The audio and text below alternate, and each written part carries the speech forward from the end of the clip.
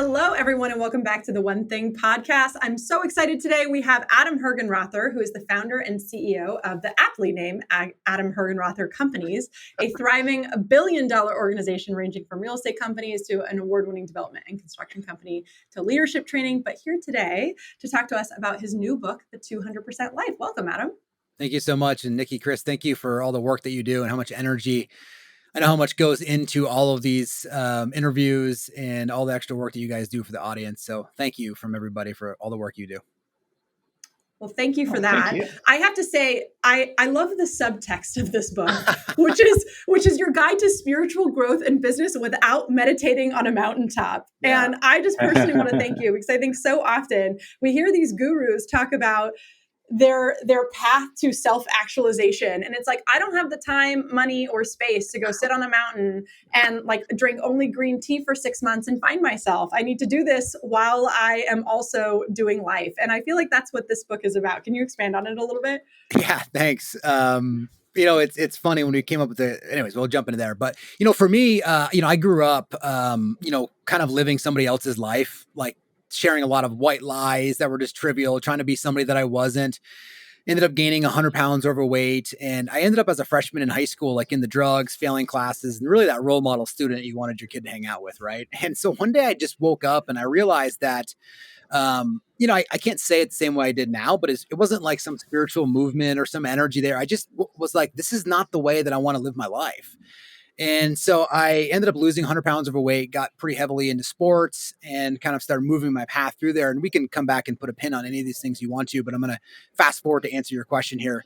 I started then applying that kind of really what that night did for me was realizing that I could orient my life into a direction that I wanted to take it. And with energy and work ethic and kind of dedication, you can pretty much accomplish anything that you want to. Well, during that time, I also developed a very large ego. And especially as I started coming through college, I worked harder than most people. So I started receiving more rewards, and I worked on, people don't know this, but I worked on Wall Street for a little while, and I was ranking up there. And then at the time I ended up staying up in Vermont and starting a business from buying my first piece of real estate when I was in college. And I had this goal ever since I came out of college that I really wanted my parents to know who I was. I wanted my parents to be proud. I wanted the world to understand who I was. I wanted the world to see that some kid in Vermont could do this. And and I did that, right? It was 12 hours a day, 7 days a week for a long period of time. I don't consider it work. I actually really enjoyed that phase of my life. I was in a relationship, but we didn't have kids. And so it really kind of lent it to itself. But I'll tell you where I'm going with this is in 2000 kind of 6-7, I had this financial number in my life, and I had set out to get $500,000 net income. And somehow I had thought into this belief that if I got $500,000 in net income, that somehow there was going to be some fruit tree in my backyard filling me with inner peace once I hit this. And I remember as a holiday party, I was talking to my mom, and she's the most unassuming individual that's there. You could really care less about money at all. You could have told her you won the lottery and she would be like, that's great, right? And so I said, hey, I made this $500,000, kind of saying it loud enough for everyone in the room to hear it, right? And my mom's like, well, that's great, pass the ketchup. And in that moment, I realized that like she didn't care. And I also realized, and I started asking a deeper question. I said, well, do I even care? And the answer was no. And so then I'm not going to use the word depressed, but I got the feeling inside that I thought I was going to get. This is what I've learned what most people think of defining success as. When they say go out and be successful, what they're really saying is go out there and make enough money, get enough power, enough authority, enough title, enough leverage in your life to be able to control the situations around you so that the inner experience that you have is the inner experience that you're looking for. And for me, that inner experience, when I went and bought into that level of success, wasn't happening. In fact, it started going the opposite when I realized that it wasn't going to work the way that I was doing it. And so I got into transcendental meditation almost a week after that moment. And that was kind of my gateway drug into spirituality, if you will. It kind of gave me this whole new explanation of life. And so I started going down this path, but at the same time, I really enjoyed building businesses. And I had bought into the concept that being a spiritual person was living in the Himalayas reciting haikus around a fire, sitting Indian style, which isn't even comfortable sitting Indian style. Like, right. Like, it's like, that's what I bought into. And, I've got chances to speak and spend time with a lot of large kind of individuals out there. Like, for instance, like Eckhart Tolle, one of the things that he said was like, one of the most, the question that I get the most every day is, why are you in Starbucks? And he's like, well, what do you mean? They're like, well, why are you in Starbucks? He's like, well, because I like drinking coffee. I like having wine. So I think people in the business community have this concept that, or any leadership role that you have, that if I'm going to go down this kind of spiritual path, and that has a word to it, a lot of times people soften it with personal growth. But if I'm going to go down this path, then I have to wear a white robe, and I've got to like not be successful, and I can't build a business, or I can't fire people, or I can't have accountability, or I can't set goals, or any of these things. And it's really, again, the 200% life is 100% inner, 100% outer, with this idea that you don't actually have to give up anything to work on your inner state. So much to unpack there, Adam. And can you walk us through? I do think there's an evolution for so many business people as you start to go down this spiritual path, because I think a lot of people create a story in their head that if I start down this path, it's going to make me less productive. Yes. Like, did that ever come up for you? Did you have to work through that? And if you did, how? Yeah. For the first 3 years, I was kind of lost. To be honest with you, I found myself really wanting to go all in from this inner experience and really do that deep work that was there from a personal side. And yet I found myself drifting away from the business, almost because I bought into the concept that I shouldn't be holding people hard accountable, or I shouldn't be firing anybody. And really, that's not the take either. And so really the goal with that is to understand what is your primary responsibility, which for me, the primary is always your inner state first, your inner being. And we'll work backwards in terms of that, because I think the most important thing a leader can do, well, let me make a comment, like, a leader's work product is decisions, right? That's what leaders do. They make decisions. I think organizations that are marginally successful versus exceptionally successful are the ones that make higher quality decisions every day. And so what I found by going inwardly was it actually was giving me the ability to make a higher quality decision. And so the more that I was clear, the more that I was calm, the more that I was neutral, the more that I wasn't trying to be right or trying to prove that I was right, I was able to see the solution differently. And from there, I was actually able to come to the table with better ideas. And I was coming to the table with willing to be wrong and finding solutions for things, which ended up with a better overall decision outcome from the framework of leadership. But in the beginning, there was this period where I felt lost there. And part of working through there is to trust in the process that the clearer you are, the better decision making that you'll be able to do. I love what you said about understanding the seeing the solution differently. Is it also even maybe first understanding the problem differently because you have that clarity of thought? Yeah, most people, when they enter into a meeting or into a one-on-one, they walk in there with an agenda of what they need from the situation, right? And this is a technique I used to do early on. Before I got out of my truck, I would sit there for about 15 seconds and remind myself, I'm not here to get anything from my employees. I'm not here to get anything from my clients. I'm here just to contribute to whatever's being asked of me. And so I certainly didn't win on that all the time, by the way, and still got triggered many times. But that was the intention of how I wanted to start my day of going into it. So, with that, you really bring this ability to, the problem becomes undisguised. The only reason why people have trouble making decisions is because what they're really doing in a decision-making situation is you have a mental rehearsal of how each decision is going to go on. And then you're trying to see how your inner experience reacts to that movie that you've just created in your mind. And that's what decisions. So it's like, okay, well, how do I look in this outfit? You already know how you feel in the outfit. But yet when you go and you look in the mirror, what you're really doing is saying, does this hit my stuff in a good way or a bad way? And then the stuff that hits in a good way, you buy it, right? The same thing that you do when you're making a business decision. You're going, does this impact me in a good way? Is what most people do. And if it does, you go down for that way. You make that decision instead of looking at the problem from an undisguised standpoint. All that means is I'm not in there looking for a way to make this better for me. I'm in there for a way of looking better for the entire overall of the organization itself.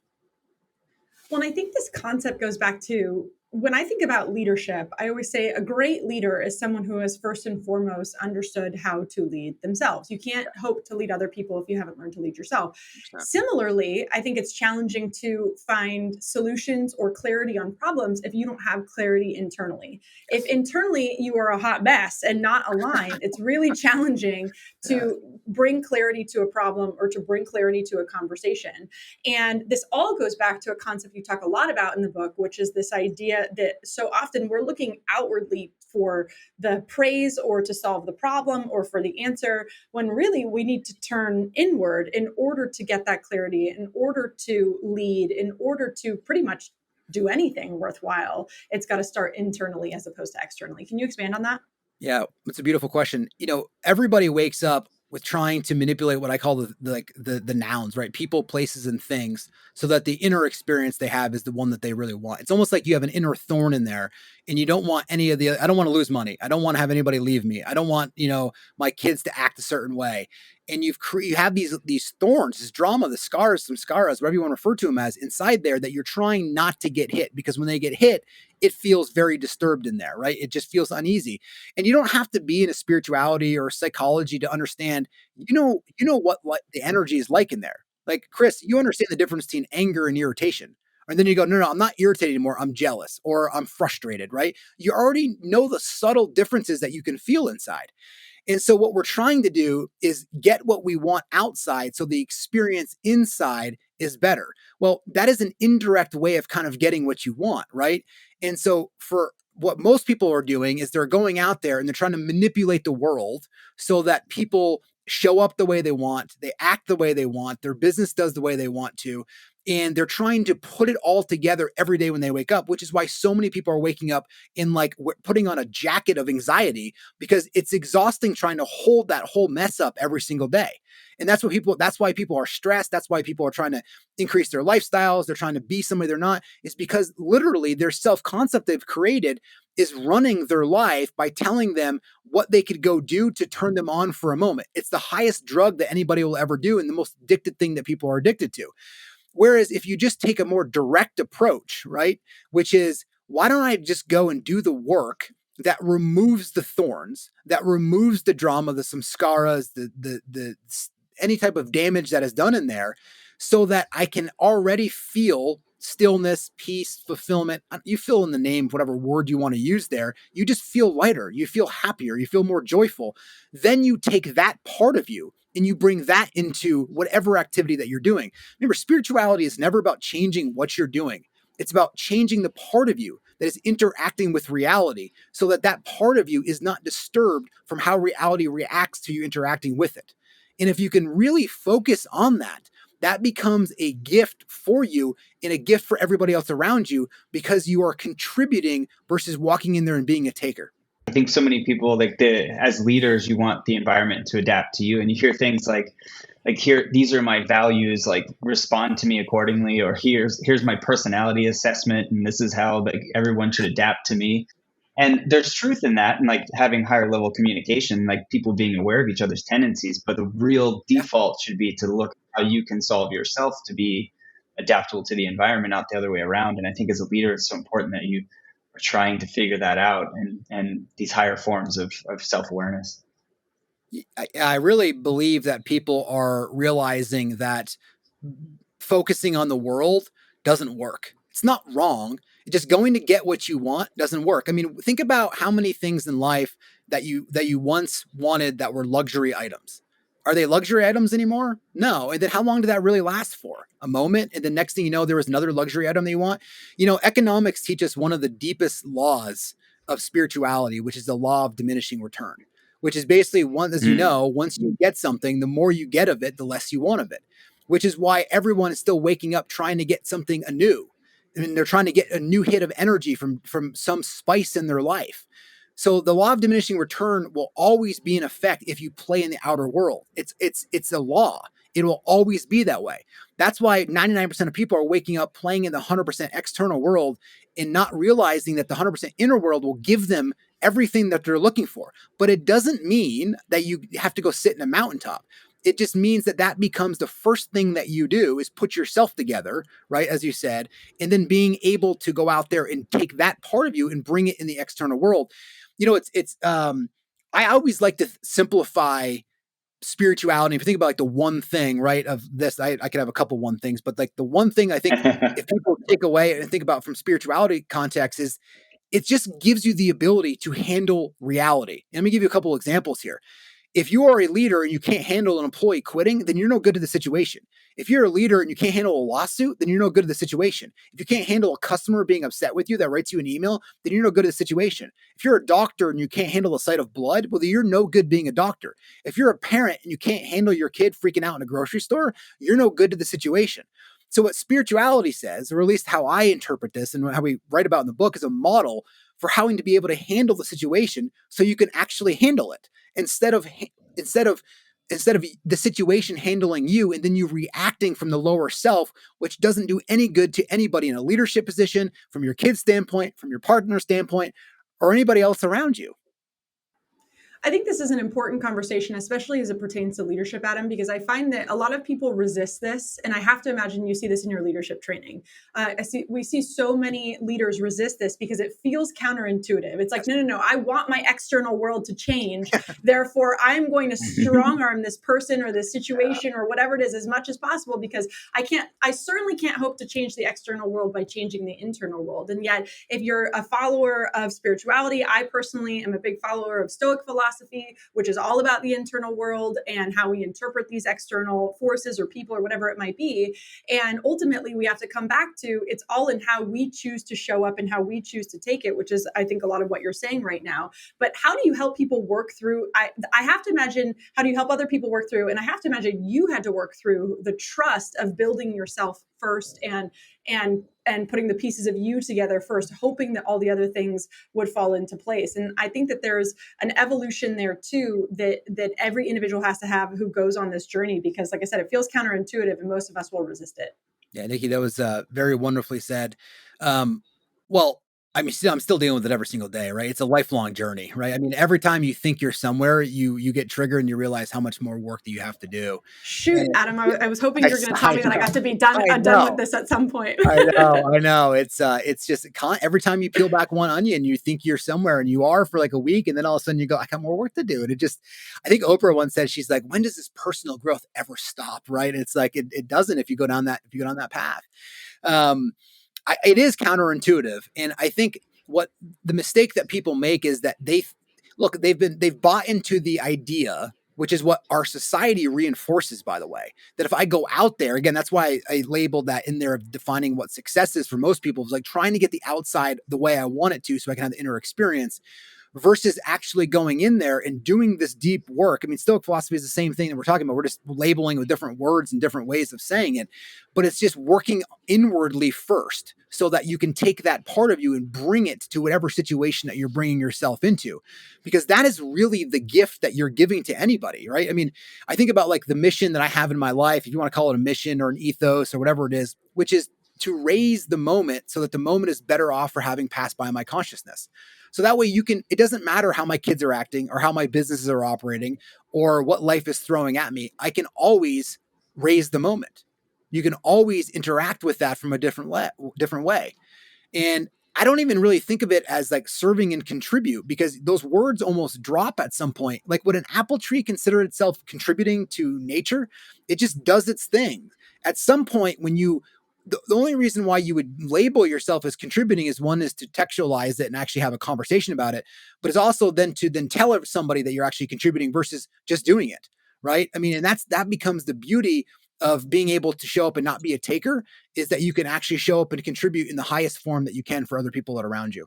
Do you find yourself having to reinvest in the long-term strategy and like, hey, we got to play the long game with this, because especially for somebody who is newer to maybe experimenting with this and things that would typically trigger them, or short-term decisions, or the politics of other leaders around them, all the things are saying, hey, like, try to influence the outside world, but you got to know that this is a long game. And do you see that also?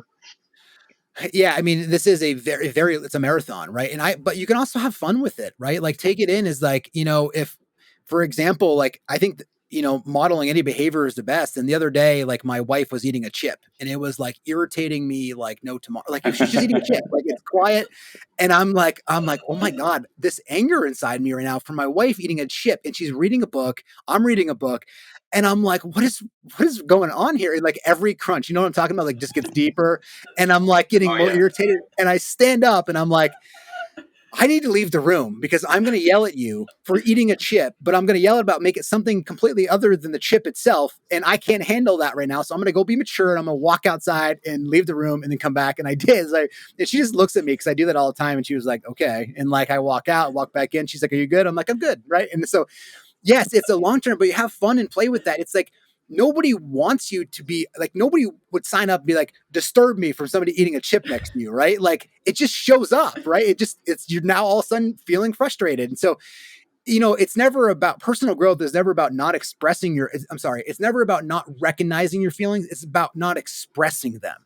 And so I use, to answer your question from before, Nikki, which I really didn't get to, which is the technique that I really use on an everyday basis, which is relax, release, and act. It's R, and A. The first thing, so again, in this chip scenario situation here, right? It's like when I found myself getting irritated, the first thing I did is I tried to relax. And so I just kind of dropped my shoulders. You can do a 3-2-1 relax. You can just relax. Now, a key thing to this when you're starting working on this, it's whether it's the driver in front of you, something that your kid said, again, it's something that has 100% cost and zero benefit. Like for instance, in the chip situation, it's 100% cost. If I yell in this, there's zero benefit I get from this. Complaining about the weather is 100% cost, zero benefit, right? And so nobody would take that bet in business. So why are you taking it in your personal life or in life in general? So the first thing is you never want to try to relax the energy itself because every event has its own nature. And so anger's nature is to be angry. Like a wolf doesn't eat grass, right? And you're not going to see a chipmunk eating a deer, right? Like, so it's like the nature of things has its own nature. So when anger shows up, you relax behind the anger. And so you're allowing it to do it. Then it comes the second R, which is you release it, which is allowing it to work its way through you so that it's not disturbing you. So then you can act with clarity. That's why, like, as an example, and everyone knows this and probably listening, you probably had one happen today. You see an email with a subject line come in. Before you even open the email, you're already disturbed. You're messed up. You can feel the change in the force, right? Like you're like, oh, God, right? Like whatever it is, like you just know it's already messed with you. And so right then in that moment, then you start reading the email and you're like, are you kidding me? Or what are they doing? And you're starting to type, right? And you've even done some work on yourself. So you go, I'm going to delete this line, right? And you take that one line out, but you still send the email. The next day when you've relaxed, you've released that form of energy and you're at a better sense of clarity, you then read it and you go, man, I shouldn't have included that in there, right? Like it was just there. Mm-hmm. That's the example of in each moment that we're in, if we're willing to relax, release, and then act, you're acting with more purity. You're acting with more authenticity, which is a word that people want to use much more in their life is I want to be more authentic. Well, then stop reacting from the lower self. If you do, you'll be way more authentic. The lower self always wants to be right, always thinks it's right, always wants to be in control. And it's all about I, me, or my. How do I feel about my kids acting this way? How do I feel about my business going this way? How do I feel about the fact that my partner, doesn't like to ski or whatever it is that it's there? It's all about me or my, and it's this self-concept that it's a self-concept that you've created that you're staring at. Instead, again, the technique here and the highest long form that you can do is always relax, release, and act. That also goes but it also goes with the word surrender that's being thrown out there. I think people hear the word surrender and they instantly think passivity. It's not about stopping when you're being chased by a lion to allow it to eat you, or to allow your business to go into bankruptcy, or allow people to run all over you, or to not fire people or not hire people. Surrender means what you're surrendering, and this is critical.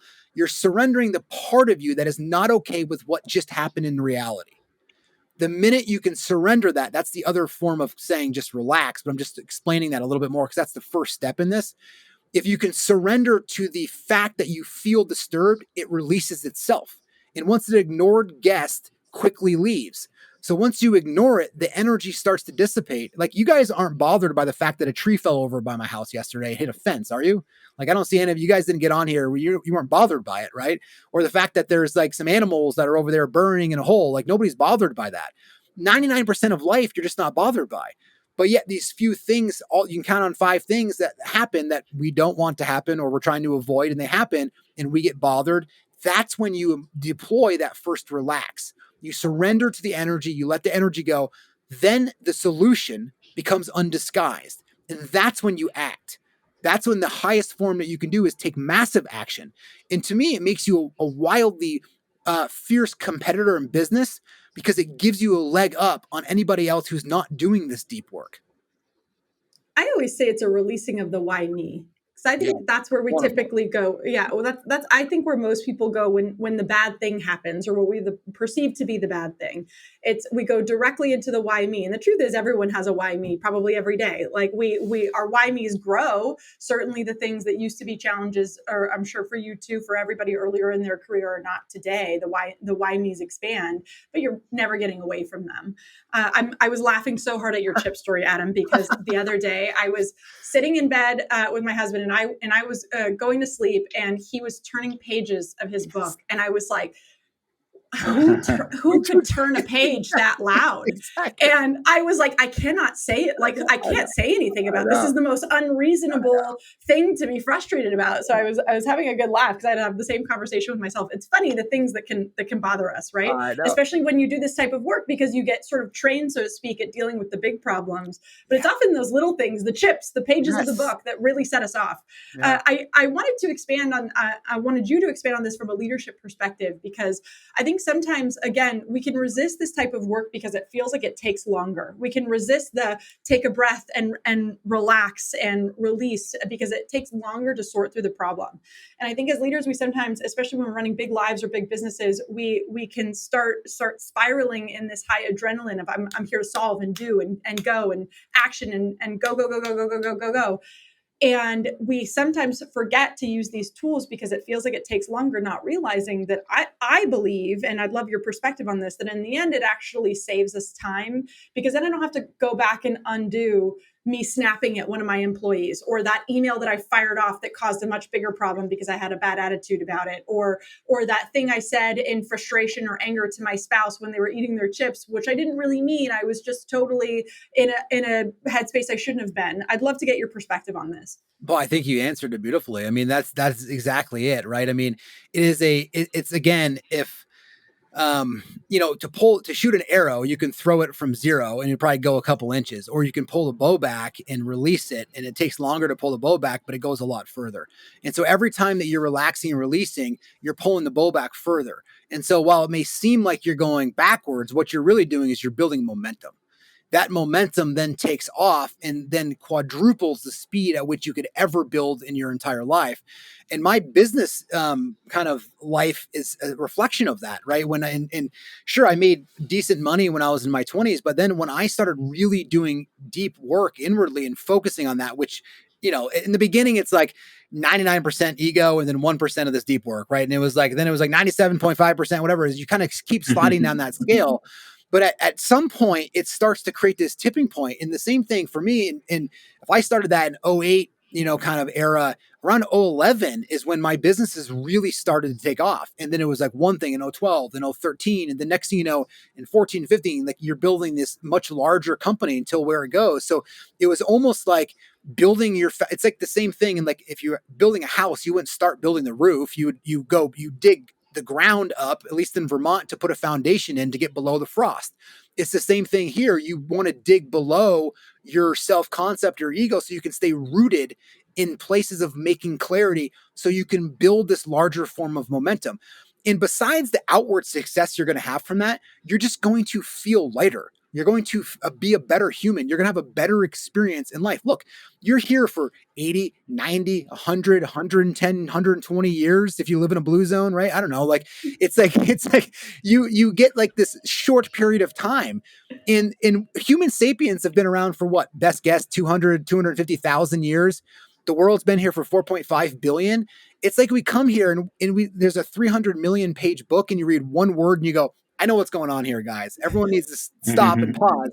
You know, it's really funny too about even leadership. You know, it's when did real leadership coaching come in? The 80s, 90s, right? Of like approximately where that came into it. So it's really the last 60 or so years that we've been focused on this. But for for thousands of years, they've inscribed in pyramids, know thyself, self-realization, self-hierarchy. And so they've been leaving these breadcrumbs all for as long as human sapiens have been here, that which gives us the ability to abstractly think about ourselves to do that deep work. And so while leaderships and strategies and metrics and KPIs are vitally important, they're goals. And remember, goals have a beginning and an end. They are not the purpose of your life. They always come, they always go, no matter what they are. And so the pulling back of the bow, the digging of the foundation to get deeper, gives you this bigger rock to build your house on that becomes much more stable in the midst of the biggest storm or light storms that you have in life, which will happen. Do you find that the more rooted that platform is that you're talking about, the deeper you've dug, the more enabled you are to recognize some of these moments or these triggers that you get, or before you become hijacked, it becomes easier for you to see them as they come? That's a wonderful question, Chris. One of the most beautiful and most powerful moments in history is the moment right before you get Velcro to a thought or an emotion, because you have the ability to move. I think that's where willpower comes in. I think that's why we have willpower. And it's one of the most beautiful moments. The deeper the work that you do, the longer that period is.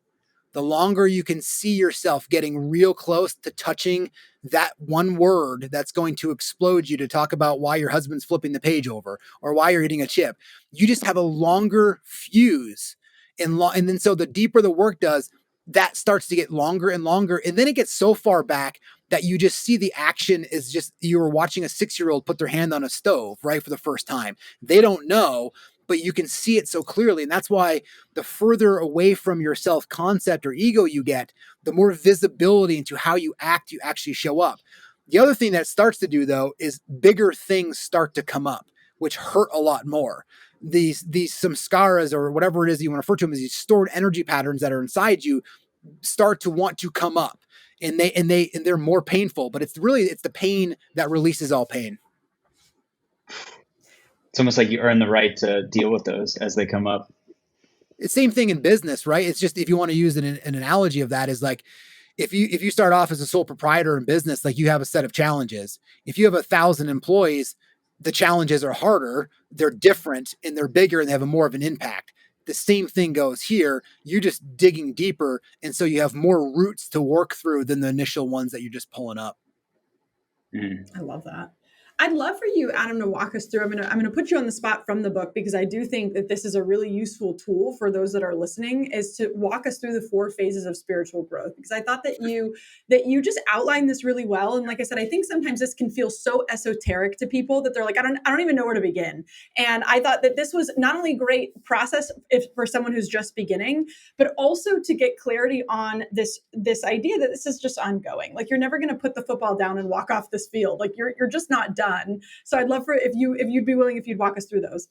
Yeah, and it's kind of pretty commonplace in our era now. It's like the first stage that people kind of go through, they get some sort of orientation, which you should hug everybody that wants to do the work on themselves, right? No matter what level that they're doing it. It's wonderful that they've chosen to start doing some work on themselves.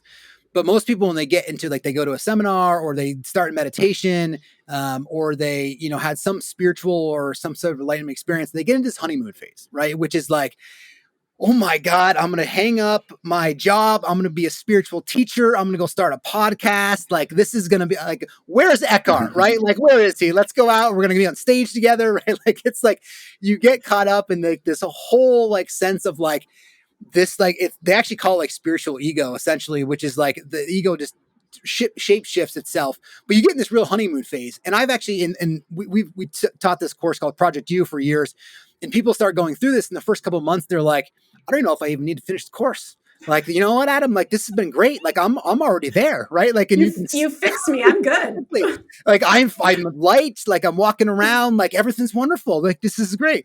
And inevitably, like, everybody at all times, all of a sudden, something And by the way, they had made improvement, right? They oriented themselves like, look, if you're digging into the ground, then all of a sudden you turn around, you realize you have a hole, you start coming up, you feel better, right? And so, but at some point, like something will happen and all of a sudden they will just lose it, right? Like, and they fall off the wagon and they send me an email or they just realize it and they go, okay, right? Like this is not, I'm way further away from where I thought I actually was at this point. And then reality sets in, right? Which is kind of like the next step here. Like, and all of a sudden, like reality realizes that like, okay, I have some things to go. I'm realizing that I'm not there. But in some people I've seen in this next stage, when reality starts to set in, is they actually try to escape. Like I've had people quit our course because they get to this point and they go, I don't want to deal with it. And they've come back 3 years later and they go, you know what? I thought I was further on. I got caught and I didn't want to deal with it right then. I go, that's awesome. You know, I'm happy to hold space for you whenever you want to do that. But people, you see that, right? They want to naturally go back when reality starts to set in. And then once you decide in your kind of path that, you know, okay, the honeymoon's over, reality sets in, the real work begins, right? Which is like this deep work that you have to do, right? It's the work that we've been explaining about, which is relax, release, and then act. By the way, to get a little granular here, when you're relaxing and releasing anger, it becomes more painful than when you're just trying to push it away. So so for example, if you get an email and you start getting angry from the email, if you just sit there and allow the anger to move towards you, it's actually getting closer to you, the consciousness, but it's heating you up. It starts to burn more. It starts to become more painful before it releases. And you know, the best analogy that I can give here is like, you never had I'm sure you have, like your arm falls asleep. And at the time you realize your arm is asleep, right? Or your leg or whatever it is. And all of a sudden you're going, oh, my arm's asleep. And then all of a sudden, as it starts to come back to wake, what happens? It becomes way more painful before it gets better, doesn't it? And so it's like all of a sudden, the example that I always like to use is like my feet get really cold, especially when I'm skiing. And so like the other day I actually came back, my feet were so cold that I almost wanted to throw up in my car because they were thawing. It hurts, so yeah. much. It hurts, right? Like it's like that point. The same thing is like, and I kept telling myself, I'm like, I need to go through this in order to get back to normal, like back to myself. And it's the same kind of way of thinking about the inner work that you can do. But the problem with the inner work, it's much more etheric. It's so loose. It's so quick. Like you can't see it. It's lighter than air, right? It's just the energy it's so etheric. So that deep work, when you're relaxing and releasing, it's painful. Like, again, they talk about it in almost every single, in spiritual book in some way, context, another. It's like, it's the pain that releases the pain. So that's where you got to be willing to do this deep work. And as you do it, again, that's like, it's really the work that begins. And then I always like to think of this in just kind of an ad lib for the kind of the fourth phase, if you kind of think of it this way, based on our conversation, which is you really start surrendering to all. And what I mean by that is that word of like surrender, which is you just start seeing life for what it is. You no longer have a pretext of how life needs to be for me to be okay. Because think of how much energy that takes. And it doesn't mean that life operates the way you want it to. It doesn't mean that your business goes the way you want it to. It doesn't mean anything. But what you are clear of when you wake up each day, I'm going to enjoy the moments that pass by me because I'm okay. I have this sign that kind of sits next to me that says, need nothing and enjoy everything. And when I need nothing, it doesn't mean that you don't enjoy everything. So you enjoy the blessings, you enjoy the wealth, you enjoy the moments. You also enjoy the other side of this. If you think about it from this context, can you imagine not having a heart? And I don't mean your physical heart. I mean a spiritual heart. The spiritual heart gives you so much depth in life. Like, what would it be like to not feel sorrow? What would it be like to not feel abundant of joy or love? So it's not what people wake up though and they go, I only want the depth of my heart that I want to have, right? And again, that is the egoic form. Instead of recognizing and going, I actually want to feel the depth of all of this. I want life to give me this idea of like Mozart playing the piano, of how low that can go. When somebody dies, like, of course you're going to feel that. Like, that's a sign of love. And again, because if you don't feel that, again, people die every second. You don't feel that from every single person, versus like having a newborn baby or an intimate moment or success in business. And you feel so much higher on that same notes that it can play. So you just start truly surrendering. And think about this. of how much we trust in life, right? Like nobody here can make an eyeball, right? Nobody can make yourself feel better when you're sick. Sure, you take some vitamin C and you rest, but you don't do any of that. Or how about the fact that when you were 10, you looked into a body that was 4'8", and now you're looking at a body that, for me, has some gray hairs. It's the same me looking at the body, but I didn't make the body bigger. I didn't strengthen. I don't make my heart, pump 100,000 times a day or my pancreas secrete. We trust in so much. And by the way, we also trust in the fact that gravity is going to hold us here, or that there's going to be oxygen outside for us to breathe. So 99.9% of life is all we trust in this every moment of every day. We trust that people are going to stay on their side of the road when they're driving, right? I mean, talk about coming close to death every second, right? Go drive on a freeway. I mean, it's like you're 2 feet from basically death every moment. And yet we trusted all of this. And so that's where this fourth phase really comes into of trusting in life, the surrender to it. It's not non-action. It's not action. It's the middle way that you trust into life because it knows way more than you ever will. Adam, I think what you just said is really important because I think so many achievers forget that there's always two sides to the coin. And if you're going to have, to your point, the joy and the love and the celebration, you also have to have the other side. And I say the same when we start to prioritize certain strengths over others. With every great strength in a human being comes a great weakness. There's always another side to that coin, and vice versa. With every weakness they have, there must be a corresponding strength. And so I think to be able to see the duality is really, really important. And I also think that it allows us to experience this deep work for what it is, which is just something for ourselves, as opposed to what a lot of achievers are outwardly motivated. And I think what deters a lot of people from this is that, like, no one ever pats you on the back and says, you know what, Adam, I'm super proud of you for all the internal work you've been doing. Like, it just doesn't happen, right? We're celebrated for these external successes, which is one side to that coin. But the other side is that we can build this incredible outward amazing life and be miserable on the inside, which isn't success at all. I was having breakfast with the wealthiest individual in the state of Vermont who's done a really good job of keeping himself off lists and stuff. And this is fascinating. He had just come back from, this is a few months ago, the Giving Pledge with Warren Buffett. And he was down there with 100 different billionaires, and he was one of them. And we were just talking about money and having this kind of like conversation like this. And he goes, Adam, it's really fascinating. He's like, 97 out of 100 of those individuals are absolutely miserable. And he's like, you understand, these people have created so much value in the world. They have their names in hospitals, cancer patient treatment centers. They've created medicines that have, that save the lives of many people around them. They've done technology that's advanced nations. I mean, they've done such an incredible amount of work that's remarkable. And yet they're walking around unsatisfied. They need more. They're trying to figure out the next thing. They're on there's no relationship. He's like, there's no depth to them. And he said there was basically 3 of them in the room that was like that. And he's like, so I'm not telling you whatever to do or what not to do, but he's like, don't buy into the fact that having all of this is going to give you what you're looking for inside. And that's kind of the whole essence of the 200% Life 2 model as well. It was just really interesting hearing that reinforced because obviously I wasn't invited in that room. So it was good to have an insight from him that way.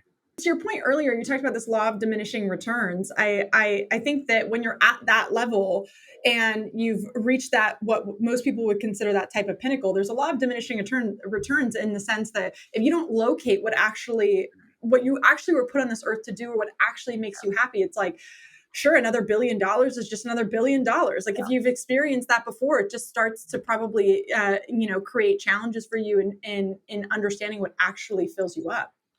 Yeah. It's one of the common questions. I bet you both get this a lot, and people will ask it in some fashion. They'll go, I need to go find my passion. And I always, I have a different answer for this that not everyone loves. And basically I always go to them and I say, well, that's wonderful. I'm glad you're asking that question, but let me ask you a different question. Why not be passion? And then anything you do, you bring passion to. Instead of trying to make it conditionally passion, meaning that okay, when I get that job or I write that thing or I get that amount of money, then I'll be passionate about what I do. Why not start by whatever you're doing, bring passion to? And that way you're not conditionally set yourself up for any type of love of failure or success. You're showing up there and able to contribute in any way that you can. Do you see that being with passion? Do you see a similarity with purpose also? And it's like, oh, I'm searching for purpose and I'm searching for meaning. It's like, well, how about just start with being really purposeful and intentional in your life, and then you'll discover that. I think you need to call off the search. I mean, that's the number one thing, to just call off the search. You're already there. It's only, look, you can't find something if you're searching for it, right? Like you can't find, if the thing that you're searching for is you and you're searching, you're just searching forever. It's like the old adage, it's like people are reading the menu thinking that it's the meal. Well, you can read a menu and get a pretty good description of what the meal is, but you can't describe what an orange tastes like on paper unless you've actually tasted it. And people, this is why people fear death so much. People fear death because they honestly feel that life owes them some special experience they haven't had yet. They're missing the depth of experience because they keep searching so much. Whereas if you just actually call off the search and put yourself and allow yourself to be part of the experience, then death takes nothing from you. And there isn't any fear that circulates from that because you've already experienced everything you need to experience. Yeah, you mentioned Tolle a couple of times. I thought he'd done a really great job of explaining the power of presence, right? The Power of Now, I think was his book, right? And being present. I think that's a great first. You have to be present to recognize where you are and locate yourself in the first place. Yeah, and even like when people are listening to this, like I would ask themselves as a way to kind of see if they're present. Chris, is are you listening to the conversation, or are you listening to the mind narrate the conversation and then say, I don't really like what Adam just said right there. I really like what Nikki said, but Adam didn't make any sense right there, right? Like, are you listening to us talk, or are you listening to the mind narrate what it likes or what it dislikes? And when people start becoming aware of this, that's the real awareness. They become aware, which is like, oh my gosh, like my mind never stops talking and it just talks about everything. And I've just been so glued to it forever that I don't even like, how do I even live without it? That's like literally like that's what people start working, and they'll go do a meditation. They go, I can't meditate. And I go, well, why can't you meditate? And they go, I had all these thoughts. And I go, congratulations. That's your meditation. That is the first step of realizing. And you don't think those thoughts are there when you're not meditating. You're just now aware that you have thoughts. All of the other times you're so glued to the thought, you have no idea that you're even paying attention to one. I love that. Well, it's also the reminder that you are going to continuously have thoughts and therefore don't need to take action on every single one of them. Just because the thought enters your mind doesn't mean you have to have an attachment to it. No. Think about the craziest thoughts that have come through. Like I've been driving down the road before and they'd be like, you should just go punch that person. I'm like, what? Like, where does that even come from? Like, it's like, I mean, the thoughts that come in there and like people get embarrassed by them. It's not like, they're not your thoughts. It's not like you acted on them or like you go, okay, I'm going to write down and write it out. Like they just showed up. Just like if you were to turn in a radio station, they said something you didn't like you wouldn't be embarrassed by that because you're like, why just tune into this? It's the same thing. Yeah. At some point, like they're probably going to be thought machines. Seriously. Like I don't want to be around for that necessarily, but there's going to be a thought machine. And is it like a thought police? Like, it's just like, at some point it's just drilling down. I mean, if you had said, okay, 100 years ago that we're going to be able to see a biopsy from liquid that's going to tell you whether or not you have any cancer in the middle of your body, they would be like, that's wild. Like that's not going to happen. Again, it's just thought is just is a form of energy that's just a lower vibration that we haven't quite cracked yet, but it's probably coming. I'm sure, given the direction everything is going, I have to imagine we're going that way too. Wild. That's another podcast, Adam. Yes, it is. It is. Yeah, I actually think that like at some point, this is the total other side, but like the productivity of the workplace is going to get so strong that honestly jobs will be a choice, will be a personal choice. And literally people will look back at these eras and go, do you remember those Americans when they had to work? What would that have been like? Right? Like couple hundred years now, just the way we're going. Like if you think about 150 years ago, being overweight was lauded. It was considered wealthy because people didn't have food. Now food's ubiquitous and it's everywhere, and it's the opposite. And we're doing the same thing with things, with 3D printing and AI and robots and all the stuff that's happening. We'll create such a productive society that 99% of whatever we need will be, you'll print a house, right? Or whatever it is, like at some level. And then people will look up and they'll go, there'll be some basic, I don't want to get the whole thing, but like, it's like, there'll be some level where they'll look back in this generation, just like we looked back 50,000 years ago and be like, imagine like that life, like, wow, that would like, imagine having to like live in a cave and have like a fire and not being able to like store food or any of that stuff. I mean, it's going to happen. Well, it'll revolutionize like everything else does. Yes, Jobs will change. People, the types of jobs will disappear. It's just like the example I always give to people in businesses is at some point, someone's job was to go around the neighborhood and light the gas lamps that line the neighborhood. Like that was somebody's job. And eventually they didn't need that job anymore. And I think that it'll be similar across the landscape. The cool thing that always gives me hope though, Adam, in the space of business is that I look backwards in history and realize that we just continuously repeat ourselves over and over and over and over again. So if someone really wants to figure out what's coming next, just look backwards and figure out what revolution we had to go through from a human standpoint, and just start to replicate that. You'll probably be the next billionaire. Absolutely. That's for sure. Adam, at the end of this podcast, we always ask, what's the one thing that you would want listeners to take away from this? The one thing you would want them to get from listening to this episode, or that you would want to leave them with? I could create a sentence that sounds better, but the simplistic nature of just being able to handle reality. I think that sets you up in a way that you can handle every part of your life. You can handle your personal life, your business life, and then you become a blessing and a contributor to life because you can actually handle it and act with clarity. And you see things as undisguised. I love that. And if people want to connect with you, where can they find you? Sure. Yeah. You can go to adamhergenrother.com and you can go to Amazon or Audible for the book. And yeah, we'd love to hear feedback from people that look at and read it. And we will link it in the show notes as well. And thank you everyone for joining us today. We'll see you next time.